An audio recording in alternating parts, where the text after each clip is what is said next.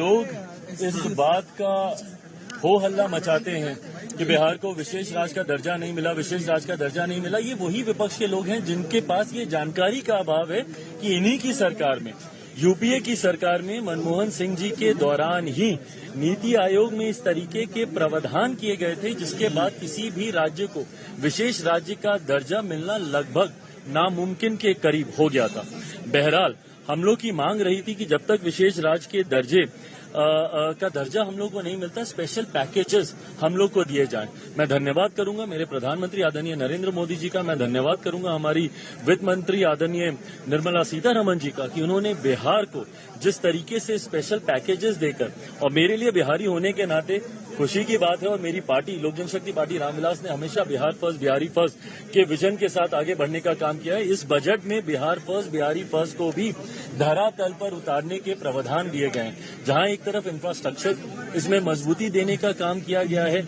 वहां पे ब्रिजेस बना के, वहां पे क्या कहते हैं मेडिकल कॉलेजेस की बात हो, वहां पे एयरपोर्ट्स की बात हो, तो जहां एक तरफ बिहार के इंफ्रास्ट्रक्चर को मजबूत किया गया है, वहीं वहां की अर्थव्यवस्था को मजबूत देने के लिए वहां पे अलग अलग राज्यों में गया हो, राजगीर हो, अलग अलग राज्यों में जिस तरीके से टूरिज्म को भी वहां पे बढ़ावा देने के लिए प्रावधान किए गए हैं, जिस तरीके से बाढ़ की एक बहुत बड़ी समस्या जिससे हम लोग हमेशा दशकों से हम लोग परेशान रहे हैं, उसके भी समाधान का जिक्र इस बजट में किया गया है। तो मैं मानता हूं बिहारियों के लिए ये बहुत खुशी की बात है और पूरी बिहार की जनता प्रधानमंत्री जी का धन्यवाद करेगी। बट ओवरऑल भी अगर इस बजट को देखा जाए तो पूरी तरीके से समावेशी बजट है। पिछले 10 सालों में भारत की अर्थव्यवस्था, एक मजबूत अर्थव्यवस्था का लाभ हमारे समाज के हर वर्ग को मिले, युवाओं को मिले, महिलाओं को मिले, किसानों को मिले, मध्य वर्ग के लोगों को मिले, इस बात का ध्यान भी इस बजट में रखा गया है। मैं मानता हूं कि एक बजट ऐसा बजट जो युवाओं से जुड़ी सबसे बड़ी समस्या बेरोजगारी का भी जिक्र करता है।